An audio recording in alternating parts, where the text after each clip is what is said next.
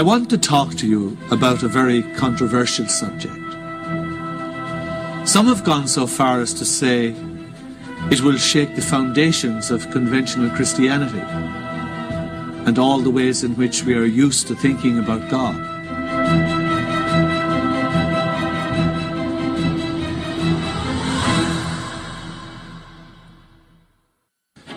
One of the greatest military commanders of all time spoke of Jesus of Nazareth in these words: "Between him and every other person in the world, there is no possible term of comparison. Alexander the Great, Caesar, Charlemagne, and I myself have all founded empires. But on what did we rest the creations of our genius? Upon force. Jesus Christ founded his empire upon love.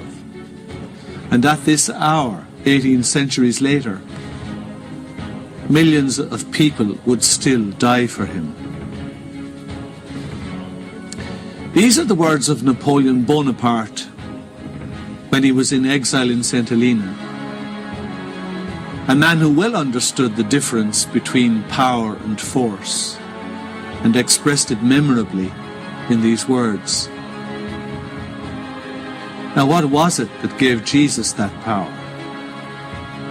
So that it could be so correctly said of him by Dr. James Allen 80 years ago, that all the armies that ever marched, all the navies that ever sailed, all the parliaments that ever sat, all the kings that ever reigned, put together, have not affected the life of the human race as powerfully as this one man.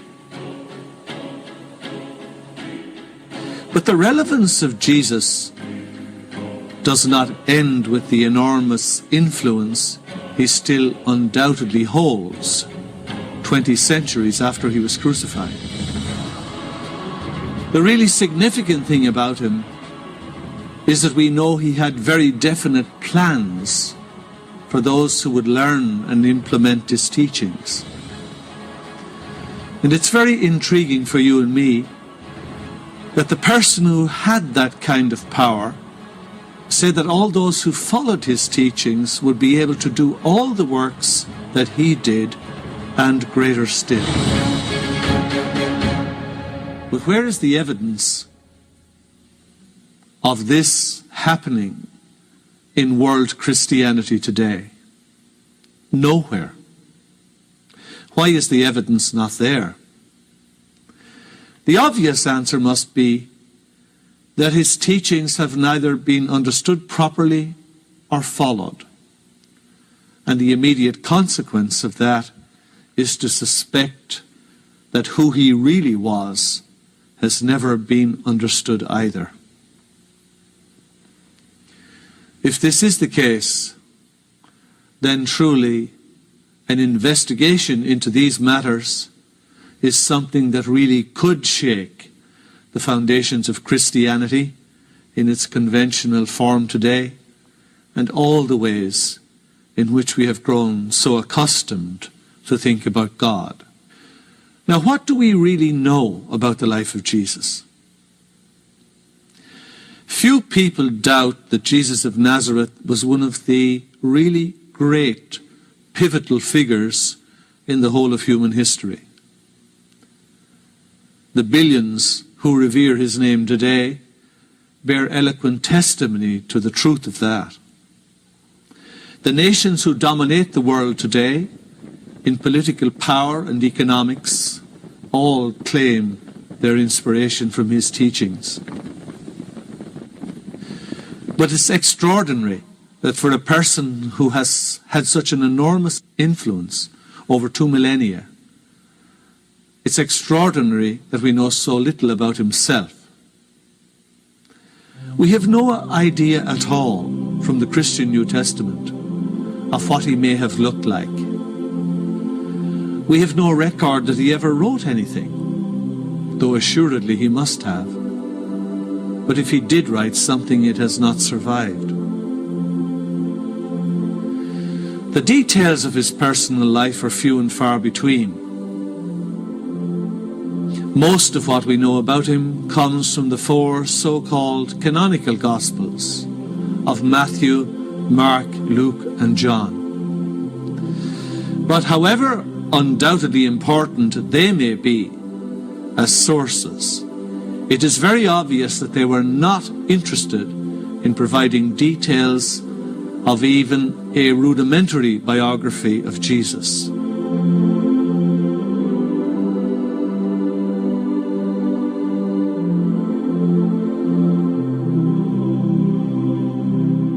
Now, most biblical scholars today would date those four Gospels as having been written between the years 60 to 110 AD.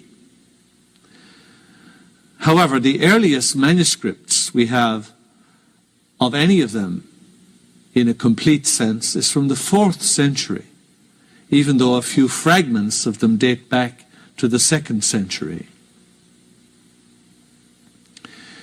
There are a few references to Jesus from sources outside the New Testament and from outside the so-called Gnostic Gospels and letters, but they are just mentions in passing. Flavius Josephus, the famous Jewish historian who wrote the book called The Antiquities of the Jews, in the early 90s of our era, records the death of James, whom he refers to as the brother of Jesus. Another passage that refers to Jesus is considered by some to be an insertion by early Christians of a later time, or at least something that has been elaborated on by Christians of a later time, because it most certainly would not have come from Josephus himself, who was as far as could be imagined from being a Christian. Pliny the Younger wrote to the Emperor Trajan in the year 111, asking for directions on how to deal with Christians who he said sang, quote, hymns to Christ as a God.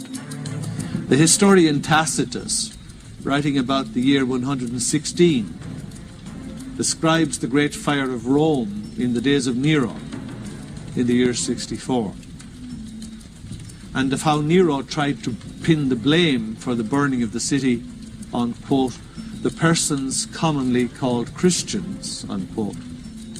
He states that Christus, the founder of that name, was put to death by Pontius Pilate during the reign of Tiberius Caesar. The Roman historian Suetonius records the expulsion of the Jews from Rome after disturbances instigated by Chrestus. That's from his Life of Claudius. And some consider that that possibly might be a reference to Jesus, which I do not. Now that's all the evidence that there is for a person who exercised such a magnificent influence on 2 millennia of history. It's very little information on which to go.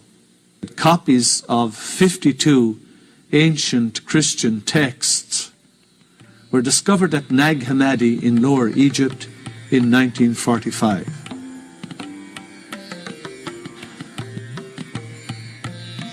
These copies dated from about the year 350, according to dating done on their bindings. The documents themselves are obviously much earlier than the copies. And this collection, which was very likely buried in a time of censorship and persecution of these so-called Gnostic texts and their Gnostic readers, shows clearly that the number of sacred texts that were held in high regard and which spoke of the life and mission of Jesus was at that time far more extensive than what is now contained in the Christian New Testament. And their message about Jesus was also quite different from how the New Testament speaks about him. The phenomenal success of the novel The Da Vinci Code is eloquent witness to how the message of these texts can arouse such passion on both sides, even today. The originals of at least some of these documents very likely go back to the time of the apostles themselves, and I have in mind principally the Gospel of Thomas, which all recognize as being the most significant find of the Nag Hammadi texts. The documents from Nag Hammadi convey a very different picture of Jesus from that which is contained in the New Testament. The Gospel of Thomas contains teachings of Jesus that are couched in a much earlier form than the form in which the teachings are expressed in the New Testament. And the Gospel of Thomas contains a lot of other teachings that are not found in the New Testament at all. The Gospel of Thomas itself is recognized as the principal find from Nag Hammadi, and it describes itself as recording the secret teachings of Jesus, which were not given out to his audiences at large, but were reserved for those who had proven themselves.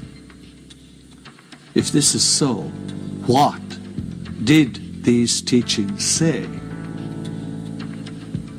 It seems from the Gospel of Thomas that these teachings were designed to help the hearers become what Jesus himself was.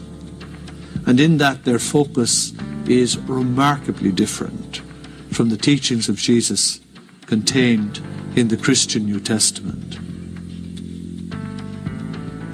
But of course we don't depend on the Gospel of Thomas alone for information about secret teachings of Jesus that were not to be given out until significant advances had been made in the application of the public teachings. In 1958, Professor Morton Smith at the monastery of Marsaba in the Judean desert found fragments of what purported to be a secret Gospel of Mark. It was included inside a medieval book and allegedly was a letter from Clement of Alexandria, who died about the year 215 AD. It spoke vehemently of the necessity of keeping the secret teachings of Jesus hidden from the ordinary herd of believers. Now, much of the distortion about Jesus that has taken place in popular devotion today is not at all unrelated to how little we actually are told about him in the four Gospels of the New Testament. Even at this basic stage, we begin to find strong indications that we were not told all that there was to know about Jesus by the New Testament. And maybe we were not told at all about the really significant material. One thing is for certain: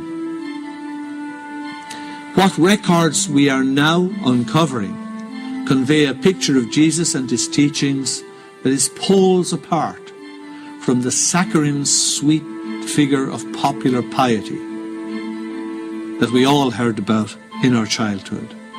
The gentle Jesus, meek and mild picture. How could anyone ever expect that this description could fit a person who never hesitated to level the greatest insult at the Pharisees that a Jew could voice when he called them a brood of vipers? This to a people who abhorred the serpent. He publicly called the devious King Herod a fox. And he had such power of personality that he could walk unharmed through a murderous mob intent on hurling him to his death over a cliff. The civil authorities of his day considered him a public danger to the state. He was in truth what an earlier Christian tradition loved to call him, the Lion of the tribe of Judah. What happened? Now, when we look at the sum total of these fragmentary pieces, or of what we are told about the life of Jesus in the New Testament, we find a fair amount of discussion concerning the time and the circumstances of his birth. The Gospels of Matthew and Luke both give his genealogy, but with significant differences.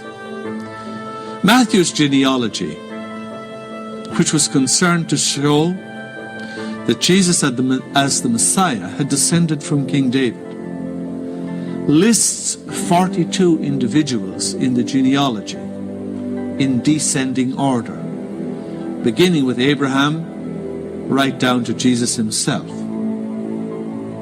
While St. Luke, who wished to show that Jesus was the Son of God, lists 77 names in ascending order, and almost half of those names are entirely unknown in history otherwise. Now, it's been suggested that Matthew is giving the ancestry of Joseph, the father of Jesus, and Luke, the ancestor of his mother Mary. And of course, that's a neat solution. And neat solutions are rarely true. But the opposite has been argued as well. The Eastern Orthodox Church and the Coptic Church of Egypt, that goes back to the very beginnings of Christianity, accept that Luke is giving us Mary, the mother of Jesus' genealogy. I remember years ago down in Florida, my old friend, the eminent biblical scholar Raymond Brown, said to me when I was trying to help him read the proofs of his latest book, he said, the trouble with trying to combine these two genealogies and make sense of them in that way is that Jesus ends up with too many grandfathers. However, having too many grandfathers is the least of the problems that arise from the New Testament in relation to Jesus today. The infancy gospel of the New Testament tell us that the Holy Family had to flee into Egypt to escape the persecution of King Herod. King Herod the Great, Antipas, his son was also Antipas, who wanted to kill Jesus because he was a possible claimant to his throne.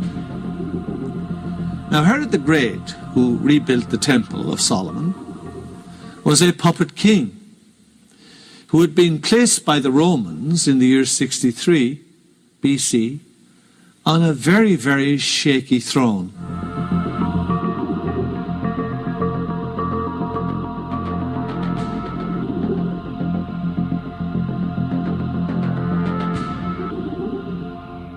And to complicate matters further, he was an Arab, not a Jew.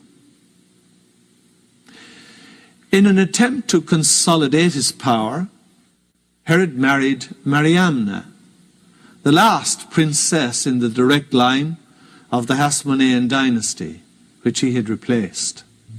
The Hasmoneans had descended from Judas Maccabeus, the great hero who had freed Judea in 136 BC from the Seleucid rulers of Syria, who were descended from one of the main generals of the army of Alexander the Great. However, in 63 BC, the Romans took advantage of a civil war between rival claimants to the throne of Judea, and they placed Herod on the throne of the Hasmoneans. Mary Magdalene was also of that royal family, as early Christian testimony can show. The entire background of Mary Magdalene as a Hasmonean princess is not touched on at all by the Da Vinci Code, but yet is part of the central reality of what she was. This background and her relationship to Jesus, both of them members of the Judean royal families, will be the subject of a later DVD, which I will do in this series. Now, Herod the Great would obviously have been greatly troubled by the birth of a child with a claim to the throne of David, as Jesus had, and as the genealogies in the Gospels are at pains to show. This is why the Holy Family had to flee into Egypt to escape his persecution.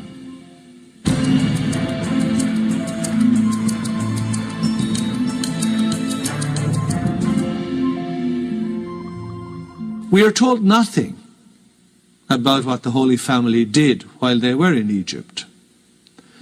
And after the return of Jesus from Egypt, we hear nothing more about him from St. Luke until he is in the temple at Passover for his bar mitzvah, presumably at the age of 12. After this incident, we are told he went down with his parents and came to Nazareth and was obedient to them. And we are told that Jesus increased in wisdom and in stature and in favor with God and man. That's in the Gospel of St. Luke, chapter 2, verses 51-52. To the alert and the perceptive, it's a classic cover-up, if there was ever one. So we have two large gaps in the life story of Jesus. They're not insignificant gaps. The first gap relates to the time they spent in Egypt. At least we know from the Gospels that they did go to Egypt. But how long they spent there and what they did there, we are not told in the New Testament. Likewise, the New Testament tells us nothing about what happened when they returned from exile, or whether they had been 2 years or 8 years, as various traditions attest. The very next piece of information we are given is when Jesus is in the temple at 12 years of age. What happened in between? Now, after the incident in the temple at age 12, there comes the second big gap in the record. We don't hear a single other word about what Jesus did between the ages of 12 and the time when he appeared at the Jordan to be baptized by his cousin John at the age of 30. Isn't that extraordinary? I mean, 18 years is not a short time, especially in an entire lifespan of 33 years. It was longer than the rest of his entire life. What did he do in these 18 years, which is more than half his lifetime? There's been a deathly silence about that in Christian history. Did he go down to Nazareth, as the New Testament tells us, and work in the carpenter shop with Joseph, as the tradition tells us, presumably making tables and chairs and bird feeders? If that were the case, then I would heartily recommend the taking up of carpentry for all of us. Because when he had emerged from that alleged carpenter shop apprenticeship, he was able to heal the sick, raise the dead, walk on water, and feed 5,000 people with 5 loaves and a few fish. But I think the truth is a little more complicated and a little more interesting than that. Is there a reason why we have no information at all about Jesus during these two big information gaps in his life? Is it because nothing of significance happened at all in those hidden years? A total of perhaps 26 to 28 years out of a complete life of 33 years. It's not an insignificant segment of his life. to put it mildly? Or is the truth rather that something very significant was happening in those years, that the powers that be do not want you to know about now, any more than they wanted people to know about in the early years of Christianity? More than 80% of the life of Jesus is missing from the New Testament. More than 80%. Maybe the trip to the carpenter's shop in Nazareth never took place at all. Maybe there is a whole facet of Jesus that is entirely different from what we knew previously, and about which we are now only coming to learn. And perhaps the facet of those 18 years will shed an enormous light on what he came to do later in those crucial 2.5 years or 3 years of public ministry in the Holy Land. Just as his 2 stays in Egypt will shed a lot of light and understanding on it as well. It will revolutionize how we understand him and what he came to do, and how that message is relevant to you and me today. Because this is of enormous importance, not just for Christians, but for every person who has a human body. And this information truly is something that can rock the foundations of conventional Christianity, because it deserves to be rocked. This is why there have been so many uproars about the matters raised in a novel like the Da Vinci Code.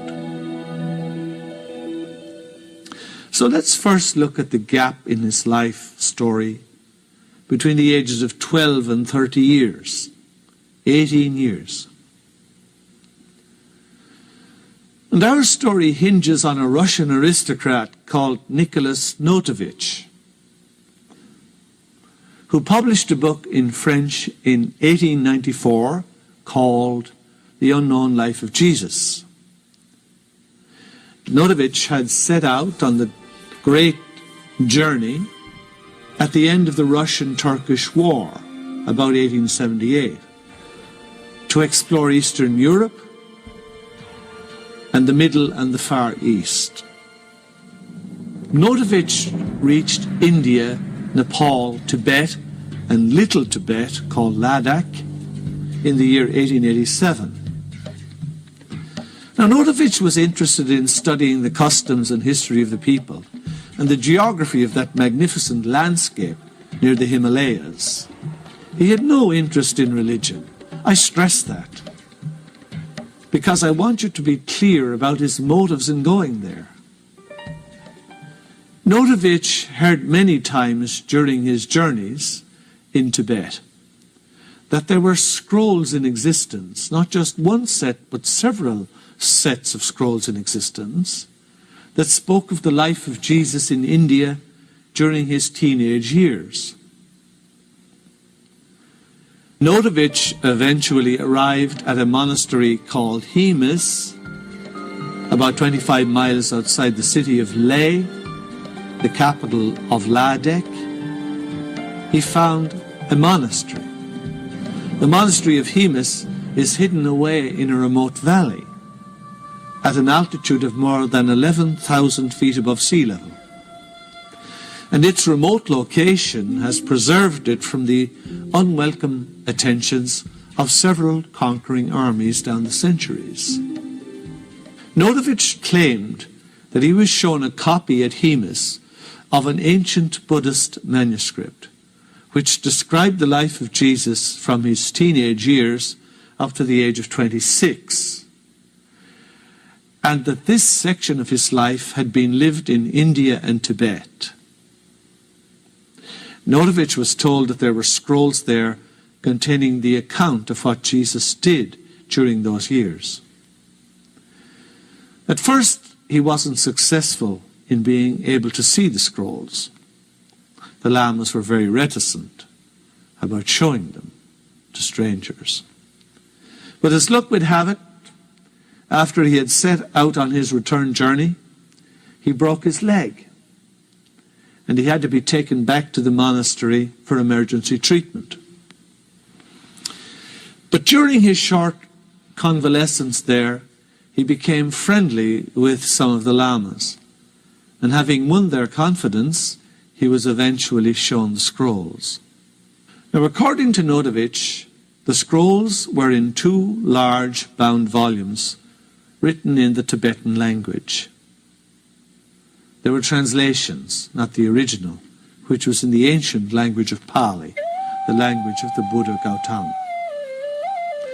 He had the scrolls translated for him as one of the lamas read them aloud by Notovitch's own Tibetan translator and interpreter. The interpreter rendered them into French. Now, the account of the life of Jesus which Notovitch found was scattered throughout the volumes in no particular sequence. Notovitch collected the relevant verses together and put them in chronological order, the order that he knew of the life of Jesus. When he came back to Europe, he tried to publish the account of what Jesus was said to have done in India and Tibet and in Kashmir in those years, under the title The Life of Saint Isa, Issa, Best of the Sons of Men.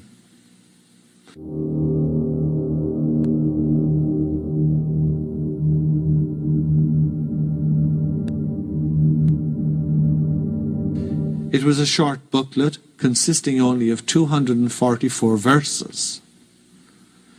The account in those scrolls was allegedly written down 3 to 4 years after the crucifixion of Jesus and was based on the testimony of merchants from India who had witnessed the event personally. Once Notovitch had returned to Europe, the saga that preceded the publication of the material started to emerge. It's very interesting, and it certainly does not seem to be something that would have occurred if the documents had been regarded as a fiction by those who were told about them in Europe. He had been counseled against publishing them by the Archbishop of Kiev. A cardinal in Rome, unfortunately unnamed, who was close to the Pope, Leo XIII, tried to dissuade him from publishing the translation of the scrolls, and the cardinal offered to buy his notes from him if he was short of money. Needless to say, Notovitch declined the offer. He was discouraged at Paris by a Cardinal Rotelli. All these names check out. Cardinal Rotelli was not, as you might expect, the Archbishop of Paris, but the nuncio of the Pope in France. He had served previously in a lesser capacity in the Vatican diplomatic service in Constantinople, Istanbul today, where Notovitch had previously met him. Cardinal Rotelli said that the Church had suffered enough from hostile criticism already, and asked what would this story do to Christianity if it became public knowledge. It's hardly the reaction of a man who believed the scrolls were fraudulent. In Paris, Notovitch next met Monsieur Jules Simon. Simon introduced him to Monsieur Ernest Renan, the great French writer and author of one of the first really great scholarly lives of Jesus. Renan offered to present the writings to the French Academy, but Notovitch felt that Renan would get all the credit for the scrolls, while he himself would only be recognized marginally as the one who had found them. So Notovitch decided to publish them himself, which he did the year following after Renan had died. Now the publication, as you might expect, was a great success. Have you ever heard of these publications before? I certainly hadn't. That says something as well. 8 editions of the book appeared in France within the first year, and 3 English versions appeared in the United States straight away. But in religious terms, Notovitch became one of the most hated men in Europe when the work became known, because so much that's contained in that short booklet challenges the bastions of die-hard orthodoxy in so many religions. The attacks began almost immediately. And of course there were allegations made that he had never been in India or in Tibet. Some claimed that Notovitch had never visited Himas monastery, and they even denied that there was any such place, and therefore obviously no such scrolls. In October 1894, very soon after the publication, Professor Max Müller, Professor of Modern European Languages and Comparative Philology at Oxford University, who had translated the Bhagavad Gita and the Upanishads first into English, a noted Orientalist. He took up the cudgels against Notovitch in an article published in the magazine 19th Century. Müller was convinced that Notovitch's Life of Jesus was a fraud, and he didn't even feel certain that Notovitch had ever been in Tibet, much less in the monastery of Himas. Notovitch responded fully to Müller's arguments in his preface to the English edition of the scrolls, which appeared in 1895, the following year. Müller had said, for instance, that this alleged book published by Notovitch, if it really had existed, should have been listed in the 2 great catalogues in which all Tibetan literature is supposed to be entered, the Kanjur and the Tanjur. But Notovitch replied that the verses he had published would not be found listed in any catalogue, precisely because they were to be found scattered in many different scrolls and places in the scrolls, interspersed with information on very many other topics, and without any formal title to identify them. Müller also claimed to have received a letter from a lady who had visited the Himas monastery shortly after the publication of Notovitch's book. She said the lamas had told her they had never heard of Notovitch, or indeed of any unknown life of Jesus written about in scrolls that were held there at Himas. Notovitch replied that Tibetans had grown wise as a result of unpleasant experiences with Westerners. And when conquering Europeans asked about any literary treasures of the monastery, they rightly suspected that it was because they wanted to take them away with them permanently, and they had suffered such losses in the past. Now, a little background might be interesting here. The renowned Portuguese explorer Vasco da Gama, who sailed around the Cape of Good Hope and established a trade route between Portugal and the East, he arrived on the east coast of India in the closing years of the 1400s, quote, with an unusual combination of equipment, gunboats and priests. The Pope of the day, who obviously felt it was his right, had divided the world between the Spanish and the Portuguese, and the East had been allotted to the Portuguese in that division. Now for the Indians, it was the first outside contact with the teachings of Jesus since Thomas the Apostle had come there a millennium and a half before. Vasco da Gama found 20 trading ships in the harbour of Calicut when he arrived there. It was a city greater than his own native city of Lisbon in Europe. He plundered them and took 800 prisoners. He then ordered that their hands, ears, and noses should be hacked off, and all of the amputated pieces were piled into a boat. The Brahmin, who had been sent out by the head of the city, the Zamorin, to negotiate with the Gama, was treated in the same fashion, and was then sent back with the mutilated pieces, together with a note from Vasco da Gama advising the Zamorin to make curry with the human pieces in the boat. When the Zamorin sent another Brahmin to plead for peace with da Gama, that emissary had his lips cut off and his ears.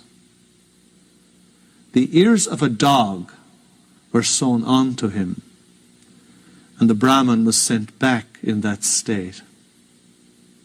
The Brahmin had brought with him 3 young boys, 2 of which were his own sons, and the other his nephew. The children were hanged from the yard arm of the ship, and the bodies sent back to the town.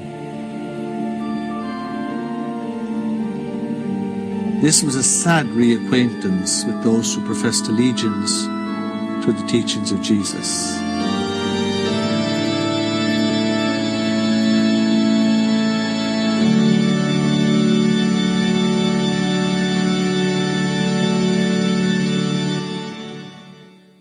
Within decades of the arrival of the Europeans, according to their own records, they had destroyed 601 temples in 131 villages. The Franciscan friars, who unfortunately claimed as their patron Francis of Assisi, destroyed 300 Hindu temples in Bardez, and the Jesuits destroyed 280 in Salsette. Francis Xavier, whom the Catholic Church reveres as the patron saint of the East, wrote back to headquarters, I quote, "As soon as I arrive in any heathen village, when all are baptized, I order all of their temples to the false gods to be destroyed, and all of their idols to be broken to pieces. I can give you no idea," he said, "of the joy I feel in seeing this done," unquote. The fathers of the church forbade the Hindus under terrible penalties to use their own sacred books, and forbade the exercise of their own religion. The temples were destroyed, and they were forbidden under threat of imprisonment, torture, or death to worship after the fashion of the god of their fathers. These are the words of Sassetti, who was in India from 1578 to 1588. It was an unfortunate reacquaintance indeed for the people of India with the teachings of Jesus, first brought to their shores by Thomas the Apostle. The tales of these atrocities spread throughout the length and breadth of the subcontinent, and it helps to explain the later deep distrust they felt in meetings with Westerners. All of this is very relevant to the investigation of the claims of Notovitch and the visitors to the monastery of Hemus that followed the publication of his book.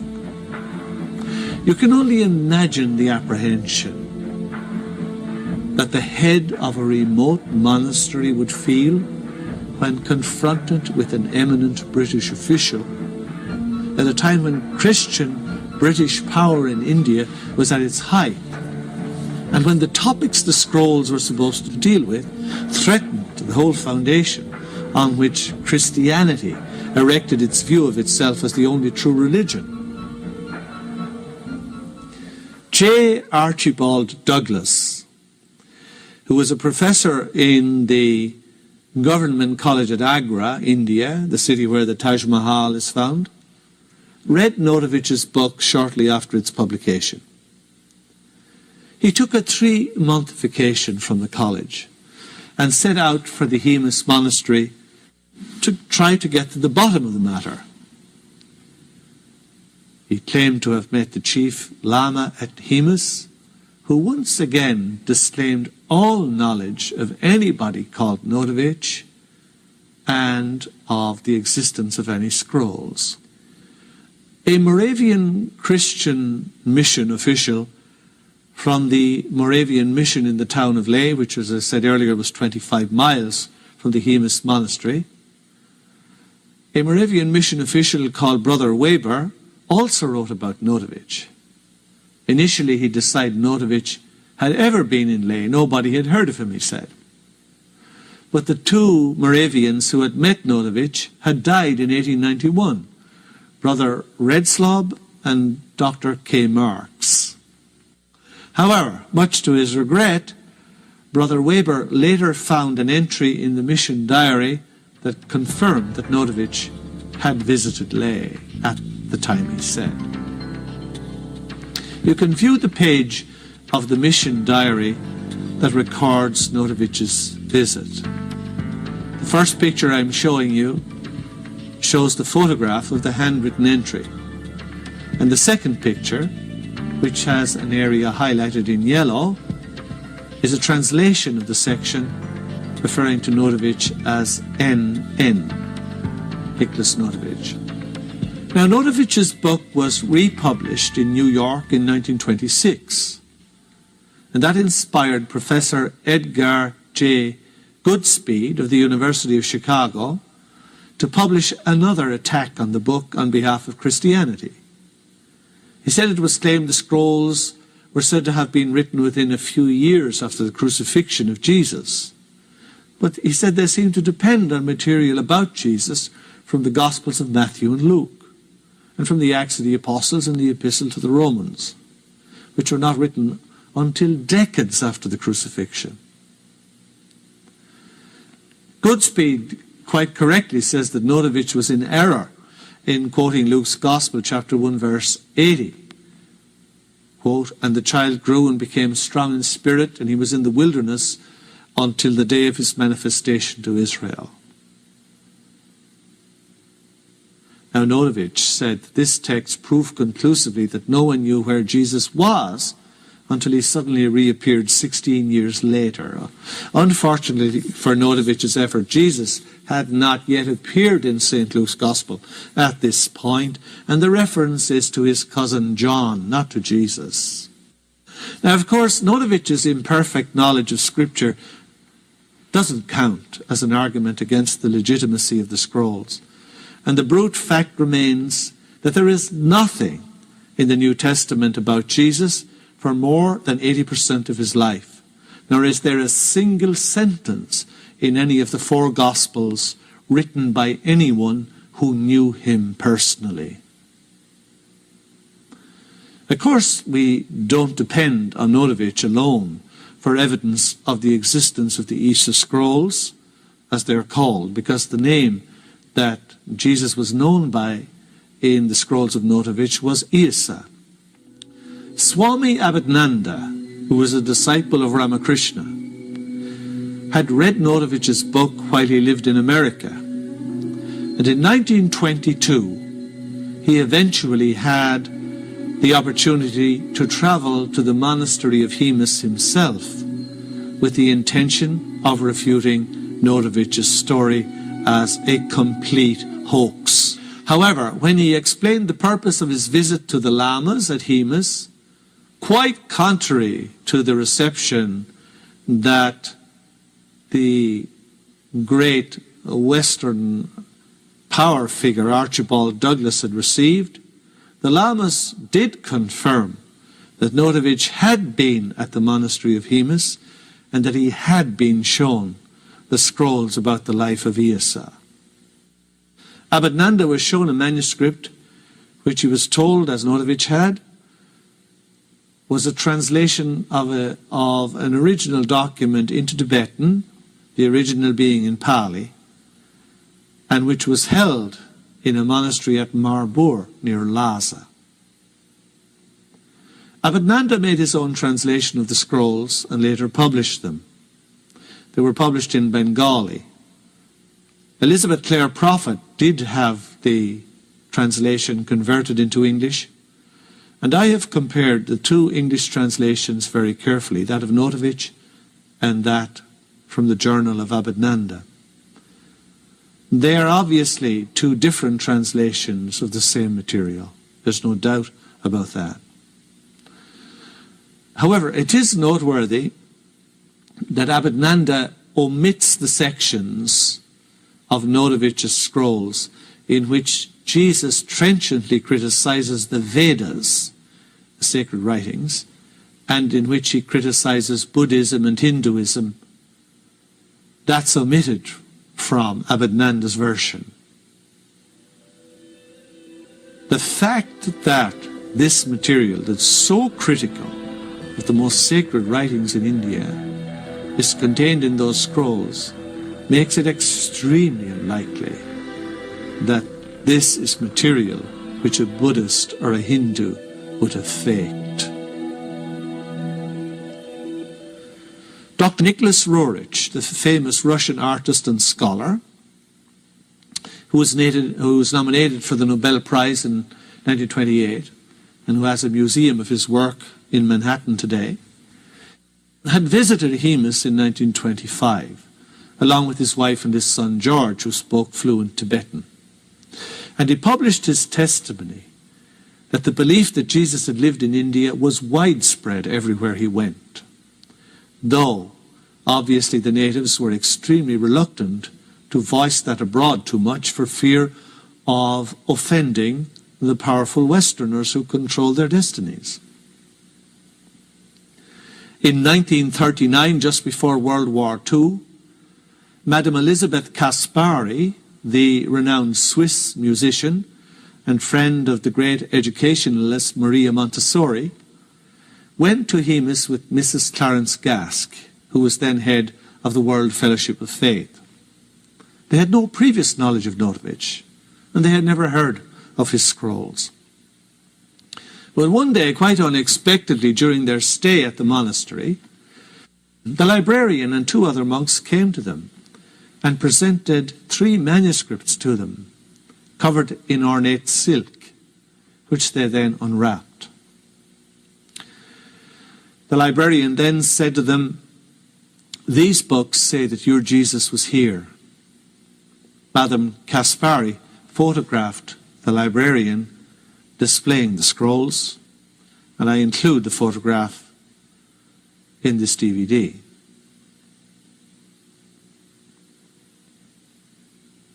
The longest-serving member ever of the United States Supreme Court, Justice William O. Douglas, visited the Hemus Monastery in 1951, and he testified in his book, Beyond the High Himalayas, that the people there believed that Jesus had visited Hemus and that the legends described his stay in Tibet in some detail.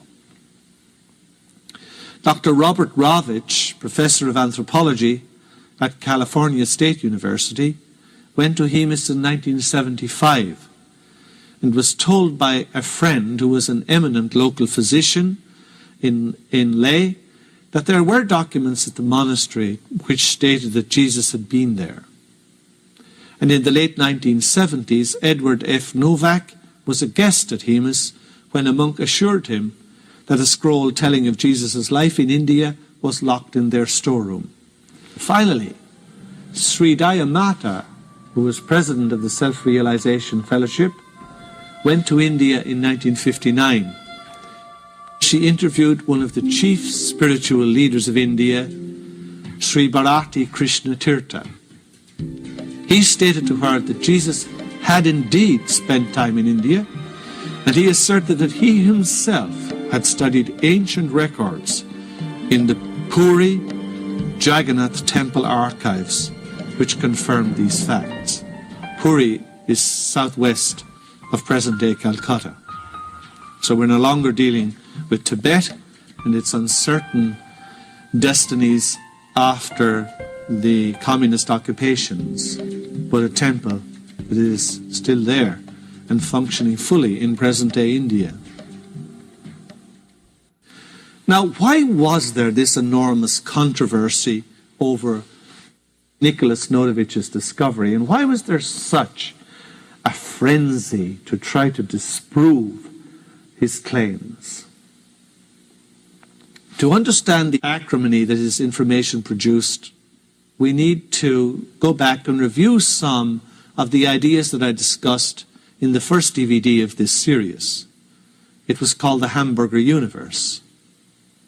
And that will help us to understand the immense repercussions of this information of Notovitch for the conventional Christian world. As you may recall from that first DVD in this series, I conjured up a humorous image about 10 years ago to describe the way in which the average person thinks about God and our relationship to him. Always, of course, a him. That image that I conjured up, I called the Hamburger Universe. It arises from our propensity to identify God as living up there in the heavens.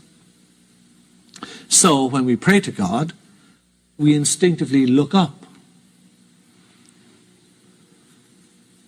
The people in Australia look in the opposite direction. We end up with this image that God's abode in heaven is above us. The earth is in the middle, and the underworld of hell, purgatory, and limbo is beneath.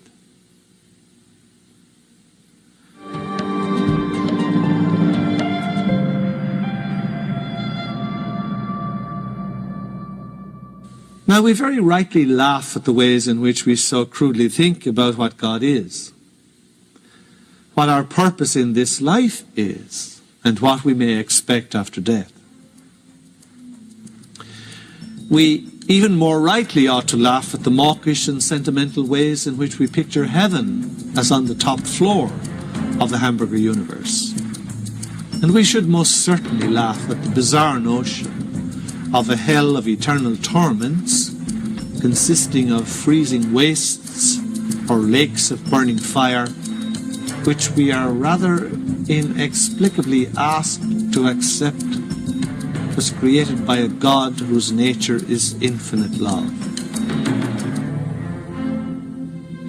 What do we unconsciously assume that God is like? Unconsciously is the word to be stressed. If elephants were to think about God, presumably they would think of God as an elephant. Ants would most likely think of God as an insect.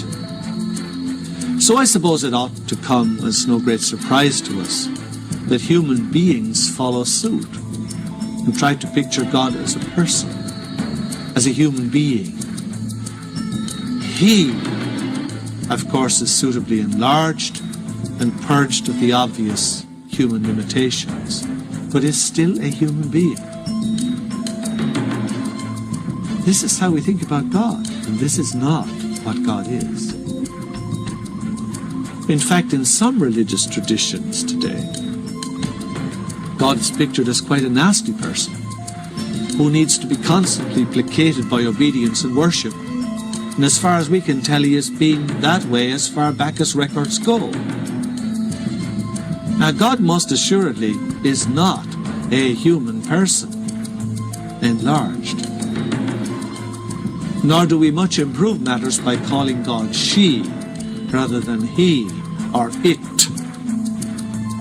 For all of these categories, male, female, and neutral, belong to those planes of existence that we inhabit, and which God, as we conceive of him, does not inhabit. These are Hamburger Universe ideas. Within the limits of our poverty-stricken thoughts, words, and ideas, God is much more accurately seen as a verb rather than as a noun.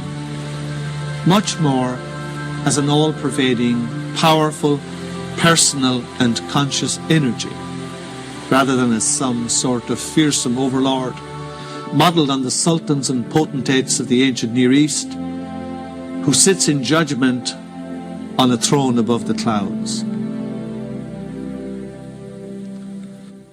Now, it's not the hamburger universe images that we find funny that do the damage, but rather the hamburger universe misconceptions about many other fundamental realities of which we are not even aware that we have.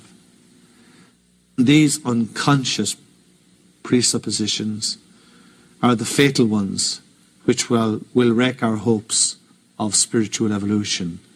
And that's what I was concerned to demonstrate in the first DVD of this series.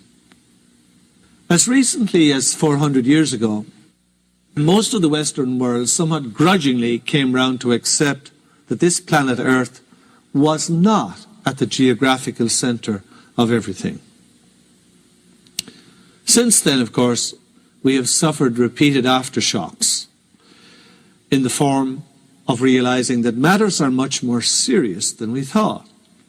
Far from being at the centre of everything, we realize that this solar system is not at the centre of anything in particular.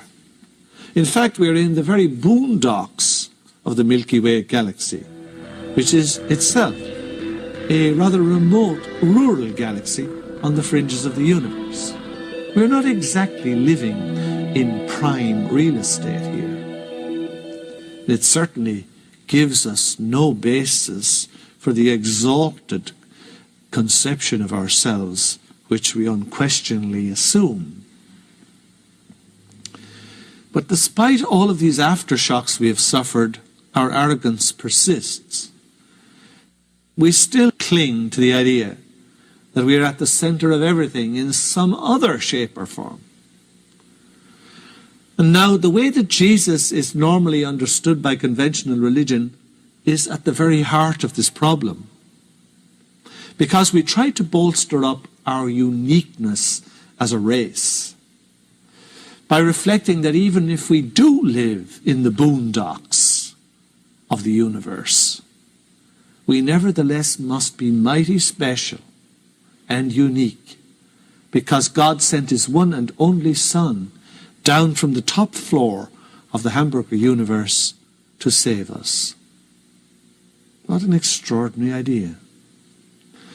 Haven't we always needed to believe that we are the only race of intelligent beings that exists in the whole vastness of even the visible universe, such as we can see now through the Hubble telescope? Is it possible for us to even realize the depth of arrogance that's needed to think in that way? Here we are in the boondocks of the Milky Way, a remote rural galaxy. And we've very successfully persuaded ourselves that we are the only people that God could ever have made. And furthermore, that we have been the sole beneficiaries of God's undivided attention since the human race was first created. And all of that, of course, culminated in God sending down his one and only Son from the top floor of the hamburger universe to save us. Save us from what?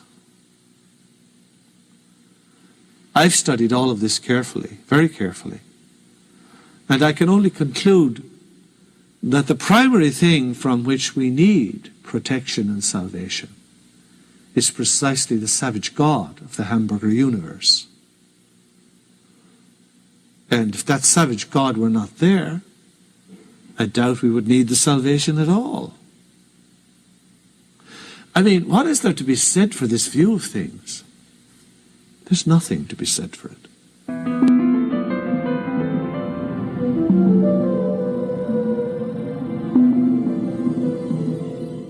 So we have this incredible arrogance about needing to believe how central we are in God's design.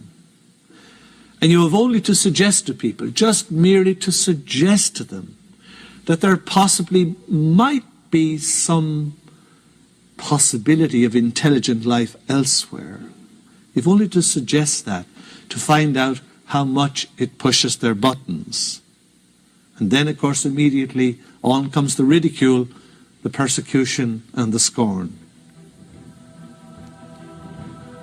400 years is not a long time in the course of human history. That is precisely how long it has been since Father Giordano Bruno was imprisoned and tortured for 7 years by the Inquisition at Rome. And then he was, quote, roasted alive by order of the Pope. What offence had this man committed to undergo such a gruesome death? Was he an axe-murderer? Or someone who had perpetrated terrible crimes against humanity? No. This is the statement that brought him to his death. I quote, "Innumerable suns exist. Innumerable earths revolve around those suns in a manner similar to the way in which the 7 planets revolve around our sun. Living beings inhabit those worlds." That's from Bruno's book, The Infinite Universe and Its Worlds, published in London in 1548, while he was attending the court of Elizabeth I. Now, nothing pushes many people's buttons more than the very suggestion that there might possibly be intelligent life elsewhere other than on this earth. That's a very intriguing phenomenon. Why should it be? Of course it is. Because if we find that there is intelligent life elsewhere, then we have to surrender our place of superiority on the top of the dunghill. Not to mention the awful thought that if intelligent life abounds throughout the universe, there's the very real possibility that far from being God's unique and most advanced special people, we might actually find that we are, by comparison, relatively primitive and unevolved. That is something the human race is most assuredly not ready to accept. Now we have to give up the pompous and self-flattering idea that Jesus Christ came down here to save us as God's only Son. We have to abandon the idea that if life were ever discovered on other planets, that we would have to try to devise some means of going to save them. As the religious director of a very famous observatory in the United States went so far as to publicly pronounce in 1997.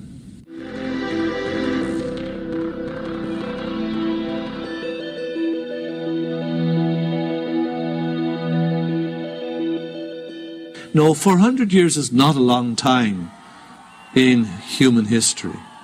But that's only how long it's been since these unspeakable barbarities in the name of religion were perpetrated. And what's more, they were perpetrated precisely in those regions of the world that prided themselves on being at the forefront of civilization. But even though the burnings have stopped, unfortunately the same inquisitorial mind persists, which can see nothing odd or wrong with trying to ensure compliance with one's version of the truth by force. The truth, of course, is seen in the perspective of the hamburger universe. You know, the Emperor Constantine really set a very bad precedent after the Council of Nicaea in the year 325, when he yielded to the request of the victorious theological camp and banished those bishops into exile who would not think and vote correctly about the main item on their agenda, that is, who Jesus really was. And unfortunately, the former persecuted and fugitive church has never quite unlearned that lesson to this very day. It's the mindset of an armed doctrine, which tries to compel adherence to its beliefs by force and threat, and in so doing ends up in the rather curious situation of preaching and practicing hatred in the name of the God of love.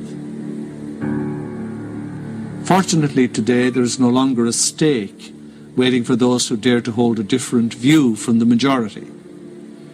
But of course there are other forms of stakes, as all the people well know who have ever tried to march to a different drummer, who have ever tried to raise an innocent question about whether this or that statement may be an expression of the full truth or not, or whether we need to examine matters further. Oh yes, there are other kinds of stakes. And when you dare to disagree, rest assured you will not be engaged on the high levels of theology and philosophy. No, they will attack you in the lowest possible way, in the very shrewd but ultimately vain hope that if you are discredited, then they needn't bother about your message. It's the easiest way of all. And it totally escapes, of course, any need for the evaluation of whatever scientific or objective evidence there may be, which these organizations are normally completely reluctant to face. These are the consequences of the mindset of the hamburger universe. Religion has a deeply vested interest in that mindset. In fact, the hamburger universe mindset really is the mindset of religion. I have mentioned just 3 of these consequences, and the inquisitorial mind which tries to sustain these views of reality. But the 4th casualty of the hamburger universe creates what is in many ways the most serious situation of all for us, and the one which has provoked most reaction, controversy, and persecution down the years. It has to do with Jesus. Jesus, even more than God, has been the victim of the hamburger universe mindset all down the centuries. The God of the hamburger universe is not the true God. It's somebody else's picture of God, and it has nothing to do with the real thing. Likewise, the Jesus that has been purveyed for us down all these centuries, since the time of his mission, is not the real Jesus. It's a Jesus that has been manipulated and honed to suit very many agendas. And this is the reason why the power to which Napoleon Bonaparte referred, which I quoted at the start, is so little in evidence in those who follow the idol of Jesus rather than the real thing.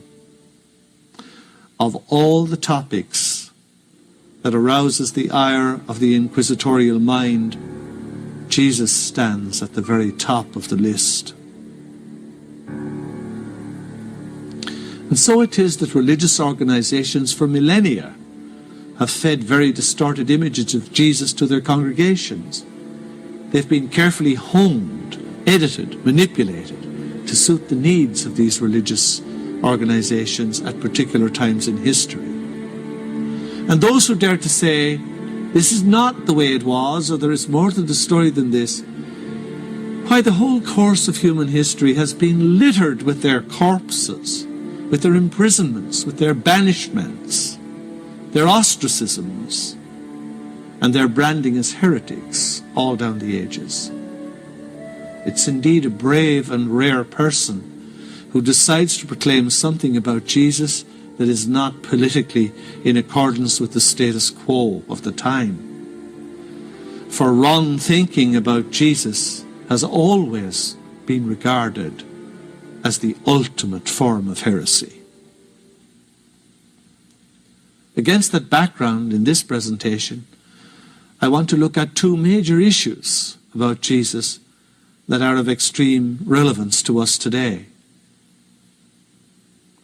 The first issue concerns the dominant way in which the Christian religions understand Jesus and what he accomplished in his life on earth. And the second issue has to do with the vexed question of what happened in all those missing years of the life of Jesus, since in the New Testament we are told nothing about more than 80% of his life. So what's the most popular picture of Jesus that we are presented with by the Christian religions today? Now, sermons delivered in church or popular hymns are not bad places to look first in an investigation like this. Most people think sermons are far too long, and usually they are. But however long they may be, they're usually far too short to do justice to the reality about which they speak. For instance, most devout Christian belief in Jesus today is in fact quite heretical. Because the average Christian thinks of Jesus as a divine person who was somehow pretending to be a human being, but was not really. It's called the heresy of Docetism, one of the really major threats to the faith of the early Christian church. So Jesus in popular instruction is usually encapsulated in stock phrases. And one of the most obvious ways in which the person and message of Jesus has been manipulated by the churches is in how he has been converted into a suffering Saviour or Redeemer, which gripped a hold of the Christian imagination right from the first moment it was imposed on the reality of the Christ. He's God's only Son who came down for me to this earth, parachuted as some sort of paratrooper directly by God onto this earth. Why? To suffer and to die for my sins in reparation. Why? Who thought of this? What had it to do with what Jesus really was about? Why did people think of Jesus in this way? Presumably because he could endure more intense suffering as a divine person than an ordinary human being could. Presumably God had been so offended that only the suffering of a divine person could make up to him for the insults his creatures had offered. So Jesus died for my sins on the cross, we're told. My soul is bathed in the blood of the Lamb, shed for my offenses. I am redeemed through his passion. I'm inclined to think that the person who would be most surprised to hear all of this would be Jesus himself. Now, this is the way Mel Gibson's movie, The Passion of the Christ, depicts him. While that movie is generally accurate to the known sources in describing what Jesus endured, unfortunately it misses the entire point of what Jesus was really about. This picturing of the suffering Christ, the Christ with the crown of thorns, the blood pouring down his face, the stumbling Christ on the way to Calvary, and then with nails driven through his wrists and his feet, and the spear through his side. This tortured Jesus is all that he is for most people in today's Christian world. I was shocked. I'm not easily shocked. But I was shocked once, 5 years ago in South Africa, when I went there to speak at a parliament for the Conference of World Religions. And I discovered, to my horror, that within the Christian fold today, there are more than 20,000 different churches, denominations, and congregations that claim to follow the message of Jesus. Several of them claiming to be the only true interpretation of that message. And the suffering Saviour, unfortunately, is almost always at the heart of their message. But has anyone ever asked, where does all this come from? Where did this image of the suffering Jesus come from?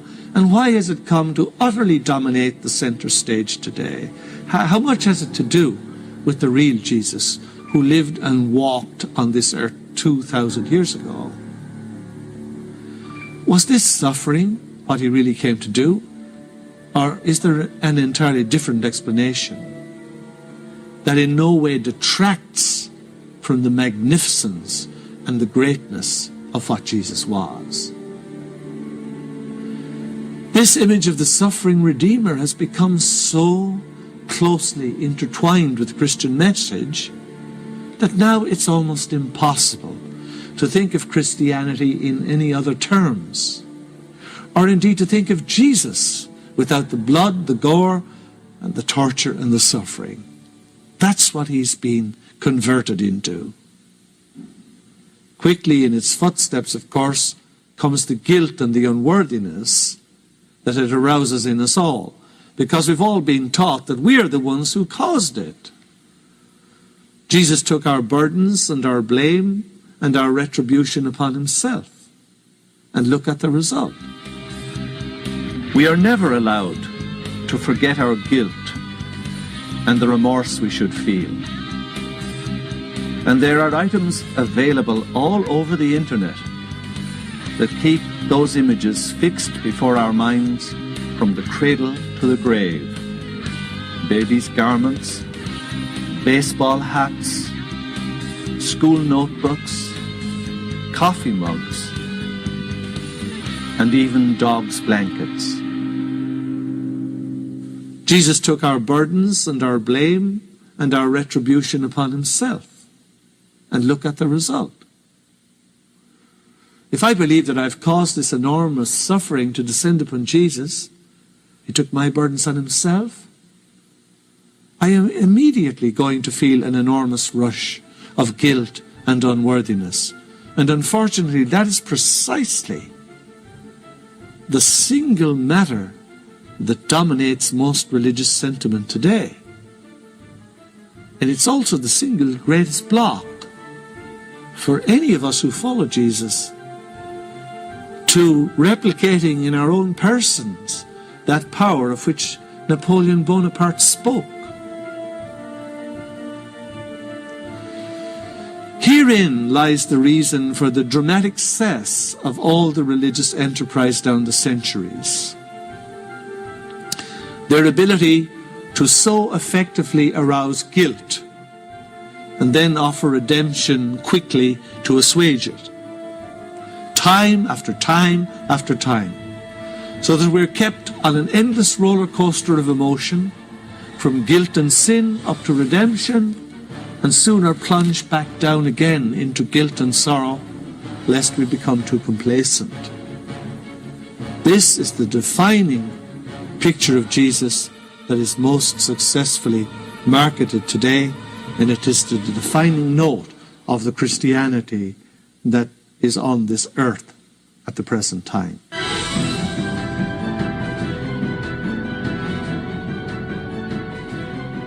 Now, has anyone ever asked, where did all this come from? How did it happen? How has religion become so inextricably linked up with guilt and suffering that it's almost impossible to think of Christianity nowadays in any other way? It's not too hard to see how this happened. But it happened so long ago that it's now taken for granted as part of the original revelation, and therefore unquestionable.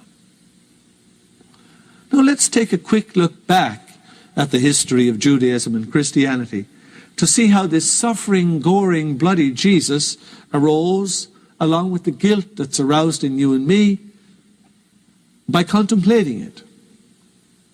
It goes right back to the very beginnings of the Judeo-Christian scriptures, back to the Garden of Eden, when the first parents, Adam and Eve, were placed in a blissful state by God. In the book of Genesis, our first parents, the man and the woman, Adam and Eve, are pictured as being in a state of absolute bliss. Apparently they are immortal. They have no pain, sickness or disease, and everything is just as it ought to be.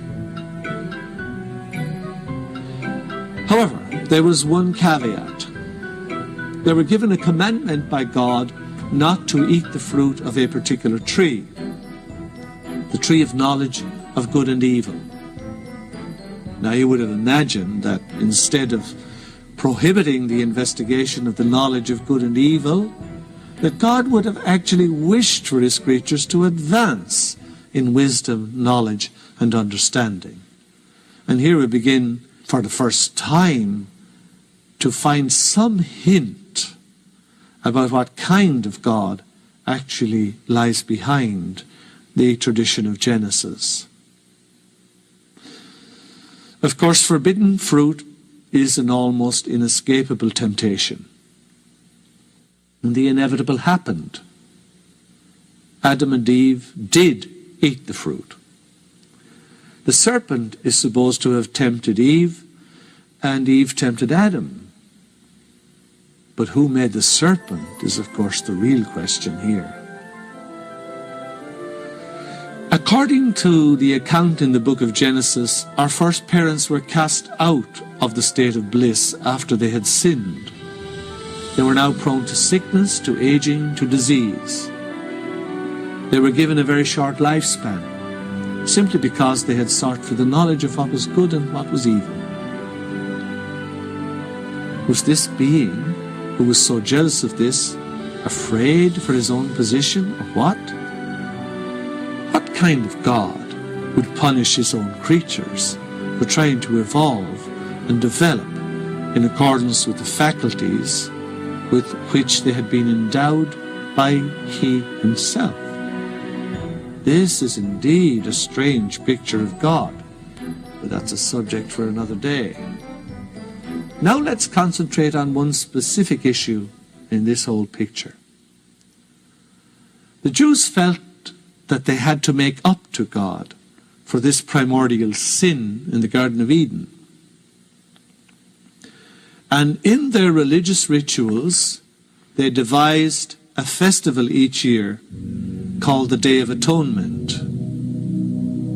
The Day of Atonement was when they recalled that primordial sin we're told about in Genesis. They confessed their unworthiness before God and they acknowledged their sin. Well, what is sin? If we look forward to the New Testament, sin is conveyed in the Greek word hamartia, which means missing the mark, a term borrowed from archery.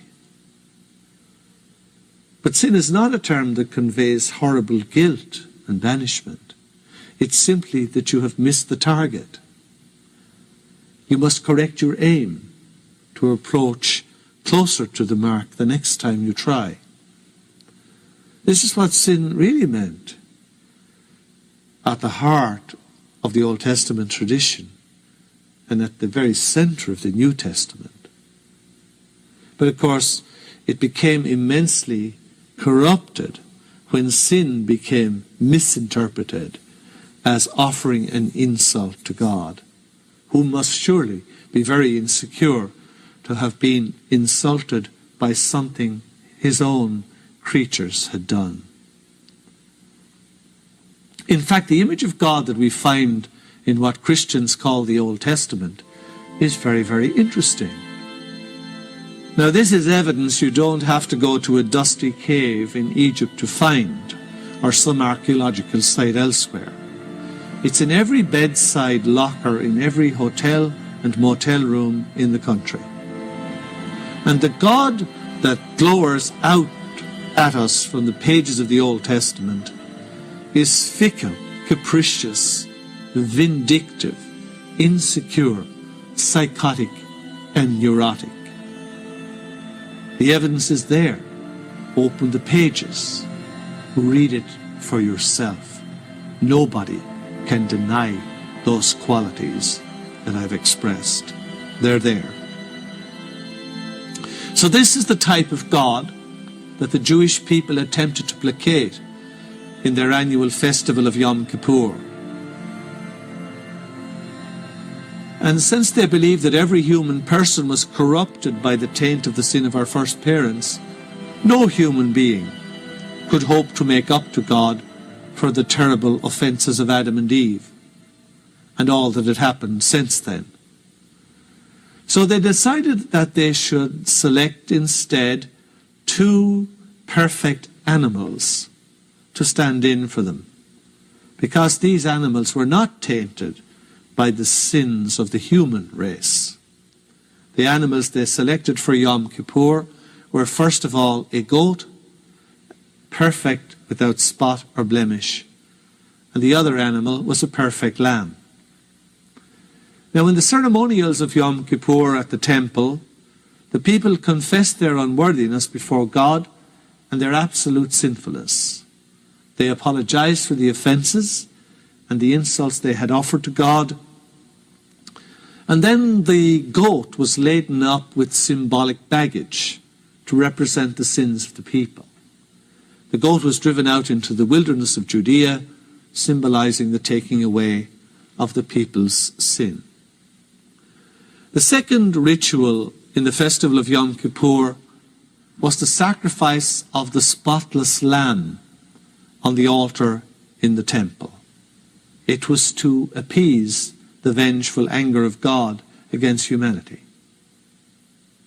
Now, what kind of God, we must ask, requires a sacrifice of life and has to be appeased from taking human life by the offering of an innocent animal? The goat and lamb are the 2 symbols of Yom Kippur. Remember, we're trying to understand how Jesus and Christianity became so identified with guilt and suffering. Now you have the opportunity to understand why. Place yourself in the position of Christ's apostles. They spent 3 years with him. They saw him walk on water. They saw him multiply the loaves and fishes above the lake of Galilee and feed 5,000 people. They saw him heal the sick at a touch. They saw him raise the dead. They heard him preach a message of liberation and freedom that totally moved past the antiquated and time-conditioned versions of the God they had known. Now, what were they going to make of this man? How could they speak of him? How could they tell his story and do justice to what he was? Where were the images? Where were the blueprints that they could fill with this message? And then the brilliant idea came. Jesus is the quintessential lamb and the quintessential goat of Yom Kippur. He is the one who now makes it unnecessary to repeat this ceremonial every year. He is the one who takes the burden of our sins on his back, quintessentially, once and for all. It's done, it's finished. He is the one who is sacrificed on the altar of the cross to satisfy God's bloodthirsty vengeance and our debt to Satan in which the human race stands. Again, we have to ask, what kind of God would demand this or allow such a Satan? Many people blame the Emperor Constantine for the fact that Christianity took a wrong turn at the Council of Nicaea in the year 325. But I assure you, the damage was done 3 centuries before Constantine ever drew a breath. The damage was done in the time of Jesus' own apostles, because some of them tried to squash the magnificence of what he really was into those narrow confines, those limited molds of being the quintessential goat and lamb of Yom Kippur. And it was at that time, very early on, that Jesus first became seen as a rescuer and as a saviour who came to intercede and to intervene between God's vengeance and us, to help a human race that needed rescuing.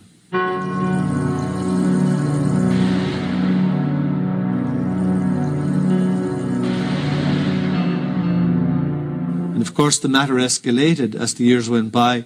So nowadays it's hard to think of Jesus, or indeed to think of Christianity as a whole, without thinking of the suffering Saviour and without thinking of our guilt as a race which has constantly to be assuaged in the eyes of God. That is the heart of most present-day religion. It's what drives the engines of religion. But most assuredly, it is certainly not what the true Jesus was and is. And that's why I say that the greatest casualty of all the casualties that the hamburger universe mentality inflicts on us today is the way in which we understand Jesus the Christ. He was one of the most magnificent beings that ever walked this earth. But what's even more significant is that he carried a sublime message for our own evolution. And this has got lost in the distortions to which he and his message have never failed to be subjected to down the centuries. Everyone sees Jesus through their own eyes.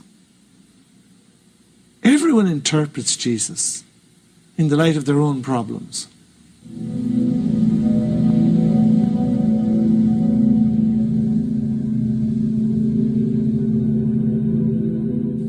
But the true message of Jesus is as relevant and as liberating for us today as could ever be. And yet what we're getting now is a censored, shrunken, minimized caricature of what he truly was. The churches of the West have always seen the center of Jesus' work to consist in saving us from God or Satan and paying a dire penalty in the process for doing so. The churches of the East are far closer to the mark because they have always seen the work of Jesus as bringing about a process of divinization in us. That is, in bringing about a turning of mere human beings into the divine. That's much closer to the mark. I have gone into this long discourse to try to provide some sense of what Nicolas Notovitch and his scrolls and the people who believed in him were subjected to. Such ridicule, such attempted suppression. I mean, how many people today have actually heard about the existence of these scrolls, which came to light only just 100 years ago and were widespread in all of the French and English-speaking worlds? How have they totally disappeared from the scene so that only a few odd individuals have heard about them today? Where is the deep deception coming from? The most interesting question of all about Jesus, of course, once your eyes start to be opened, is to ask, how did he become the Christ? Because he was not parachuted, fully formed and ready-made as the divine being into this world by God, as most of the churches have constantly proclaimed. The answers to how Jesus became the Christ will be very revealing and obviously absolutely central to us on our own spiritual journey.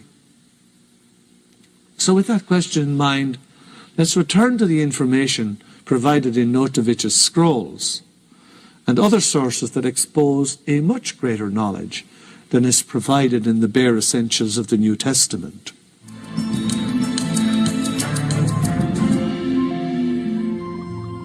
Now, in the Notovitch scrolls, Jesus was known by the name hizo, which is exactly the same name by which Jesus is known in the modern Irish language today.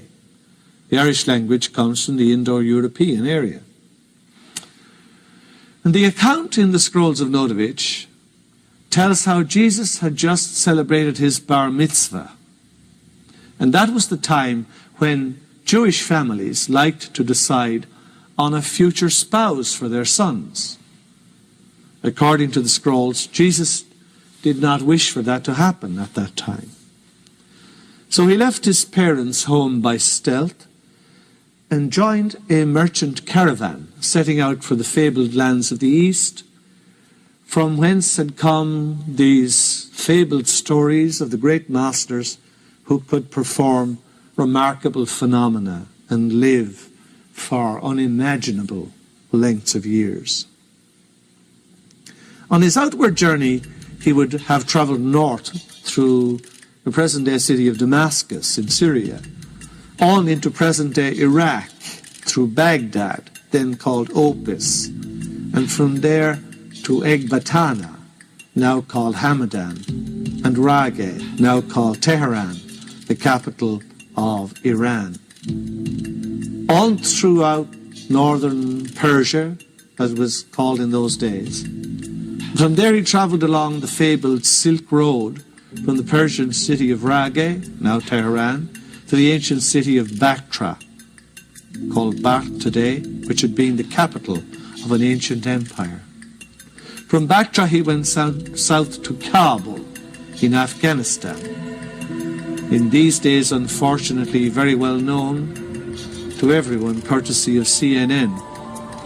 And from there, through the Khyber Pass, south to Taxila, the city of stone, capital of the Punjab, where Thomas the Apostle, 20 years later, had his sojourn with King Gundafres in the year 47, the time when Apollonius of Tyana was also there at his court.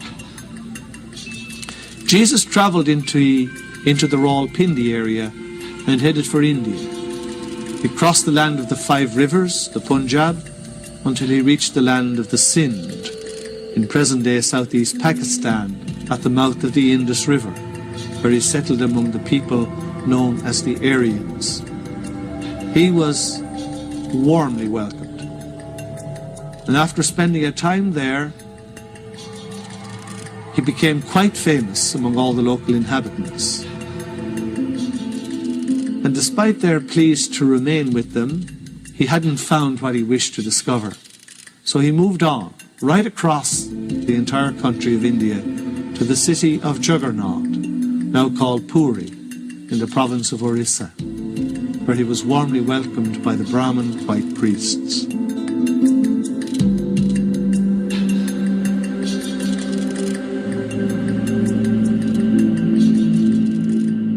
There the scrolls tell us that he learned to read and understand the Vedas, the sacred text of the Hindus, which had been compiled between 500 and 1100 before Christ. The Vedas, principally the Upanishads and the Bhagavad Gita, were not meant for casual reading. In the beginning they were composed of 1,000 hymns, which served the priestly families, followed by the Veda of chants with musical notation, probably the world's oldest music for the performance of sacred songs. And this was followed by prose works added to explain the ceremonies. Over the centuries, of course, the Vedic rites had become so complicated that only trained specialists could understand them. One can only imagine how far this was from what Jesus had left home and endured such a major journey in order to find. Now, in those days, of course, India was rigidly divided by the caste system. At the top you had the Brahmins, or the priests. The Brahmins taught Jesus the theory of healing by prayer and how to drive out spirits to restore people to sanity. He was greatly loved by all who met him, according to the Scrolls of Notovitch, and he spent 6 years in all at those sacred cities of Juggernaut and Rajagriha, about 400 miles northwest of present-day Calcutta, and at the sacred city of Benares, now known as Varanasi. India at that time, as I said, was very rigidly divided by the caste system. At the top you had the priests, the Brahmins, below them you had the warriors, below them the merchants, and below them at the very bottom the Shudras, the workers, who were destined to serve all their lives as slaves to the upper three classes. This lowest class was not allowed to hear the Vedas or to contemplate them. The merchant classes were only allowed to hear them on feast days. But Jesus broke these rules by teaching the Hindu scriptures to the very lowest classes at all times and places. And he strongly spoke out against the Brahmins and the warriors for depriving the lower classes of their rights as human beings. God the Father, he said, makes no difference between his children. All are equally dear to him. Isn't it exactly the same point made to all comers by Ramtha at New Year's Eve on Broadway in New York, when he said, "The power is within you"? Jesus really set the cat among the pigeons when he started to deny the divine origin of the Vedas. And he denied also that Parabrahma had incarnated in Vishnu, Shiva, and other gods. The Hindus had filled their temples with abominations, he said, worshipping a crowd of creatures, animals, stones, and metals, while subjugating the human person. He said it was an abomination to humiliate those who worked by the sweat of their brows in order to enable, quote, an idler to sit at his sumptuous board. The warriors and the priests, he said, will become the workers, and the workers will become dwellers with the eternal. So greatly encouraged by this, the lower classes, the merchants and the workers, asked Jesus how they should pray. And he said, "Do not worship the idols, because they cannot hear you. Do not listen to the Vedas, because their truth is counterfeit. Do not humiliate your neighbor. Help the poor, support the weak, and do not covet or do ill."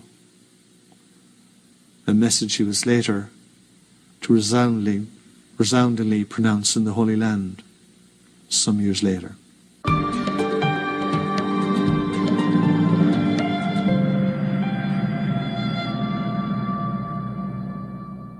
Because of all this subversive teaching, which was subverting the people, the white priests and the warriors decided they were going to kill him. This took place in the city of Juggernaut, but he was warned of their plot and fled by night into the mountains. He travelled through Rajagriha, now Rajir, and eventually reached Kapilavastu, about 800 miles away, the birthplace of Gautama, the most famous of the Buddhas. It was here he learned the ancient language of Pali, which had been the language of Buddha Gautama, and applied himself to the study of the Sutras, which are subtitled The Way of Truth or The Path of Truth. These texts recorded conversations the Buddha had when he was teaching. They were recorded on palm leaves, and the leaves were gathered in 3 woven baskets. First basket was called the Sutta Pikata, the basket of discourse, and is attributed directly to the Buddha himself. After this, Jesus then went north, after his stay at Kapilavastu, and he passed on the western side of Mount Everest and journeyed on into Nepal and Tibet and stopped at its capital, Lhasa, where the palace of the Dalai Lama was built in the 17th century. He spent another 6 years with the masters in those mountainous regions. And there, I imagine, he found much more that was to his liking. In his 26th year, Jesus turned towards the west again and headed for home. Everywhere on the journey, his history repeated itself. He preached against idolatry, sided with the oppressed and the poor, and eventually managed to upset every entrenched religious leader that there was, particularly in Persia. The priests of Zoroaster forbade the people to listen to him. They arrested Jesus and brought him before the Zoroastrian high priest, who interrogated him. Things eventually reached such a pitch that the priests of Zoroaster cast him out into the wilderness one night near the lair of savage beasts, hoping he would be eaten by them, but he escaped unharmed. Finally, he reached his homeland at the age of 29. He had been gone for so long that nobody recognized him or even knew who he was. The Jewish priests and elders were filled with admiration for his teachings, and they asked if it was true that he had tried to stir up the people against the authorities, as had been notified about him to the Roman governor Pontius Pilate. He said, "I was painfully grieved when I saw how my brothers and sisters had forgotten the true God. I tried to re-establish the law of Moses in people's hearts because they are in ignorance of its true meaning. The laws have been perverted." Now, a great deal of what we read in the hizo scrolls of Nicolas Notovitch squares with what we know from the New Testament about the life of Jesus during his time in the Holy Land. But there are some major differences. All of the 4 Gospels of the New Testament blame the Jews for the death of Jesus. But the scrolls laid the blame fairly and squarely at the feet of the Roman governor Pontius Pilate alone. In fact, the scrolls credit the Jewish authorities with going out of their way to save Jesus.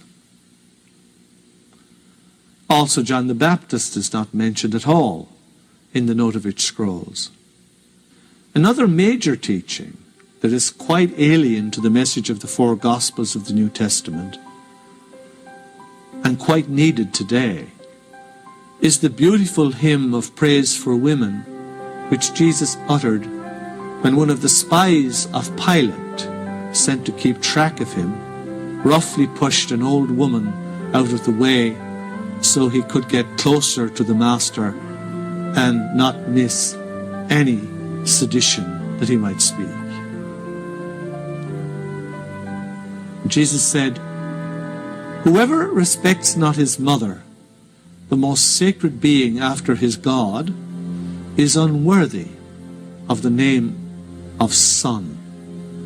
Respect woman, for she is the mother of the universe, and all the truth of divine creation lies in her. She is the basis of all that is good and beautiful, as she is also the germ of life and death. She gives birth to you in the midst of suffering. By the sweat of her brow she raises you, and until her death you cause her the gravest anxieties. Bless her and worship her, for she is your one true friend, your one support on earth. And in the same way love your wives and respect them, for they will be mothers tomorrow, and each later on the ancestress of her race. Be lenient towards women, for woman's love ennobles man, softens his hardened heart, tames the brute in him, and makes of him a lamb. The wife and the mother are the unappreciable treasures given unto you by God. Protect your wife in order that she may protect you and all the family. All that you do for your wife, for your mother, or for a widow, you have done unto your God. A number of Jewish scholars have been arguing that the Gospels of the New Testament were in fact Gentile or Western documents in terms of their formulation and orientation. With the exception of the Gospel of St. Mark, they were written after the fall of Jerusalem in the year 70. So for all intents and purposes, the Jewish nation was no longer a force to be reckoned with. It was Rome that needed to be watched. And most scholars believe that the Gospels were formulated with that end in view, to help spread the teachings of Jesus to the Greeks and to the Romans of the western part of the empire. It has been suggested that the Gospels subtly shifted the blame for the death of Jesus away from the Romans and laid it on the Jews so as not to upset the powers that were, or the new people to whom they were now preaching. We're all too tragically well aware of the curse of anti-Semitism which plagued Europe for 1,500 years and was in large degree due to Christian hostility to Judaism because they blamed it for the crucifixion of the Christ. All that had come about because of where the blame had been placed for the death of Jesus. How much suffering, how much injustice would have been saved over the centuries if the teachings contained in these Isa scrolls had held sway instead of the familiar Christian tradition of the New Testament. If these scrolls of the life of Jesus in India had never existed, we would still have to ask penetrating questions about a possible acquaintance with Buddhist teaching because of the character of the teachings of Jesus himself. Nobody can deny that the God of the Old Testament is harsh and vindictive, but the God preached by Jesus is of an entirely different kind to the God of the Jewish tradition in which Jesus himself stood. So, has it ever occurred to you to ask, where did this new message that he preached come from? Or was it parachuted directly with him, down from heaven by God, as the devotees of the hamburger universe mindset will maintain? No, there's a much more obvious and less exotic explanation, to which I will return shortly. But for the moment, let us now look at the second great gap in the life history of Jesus, his time in Egypt. Because the symbols and the practices that he knew there will give us an enormous insight to the true meaning of his teaching.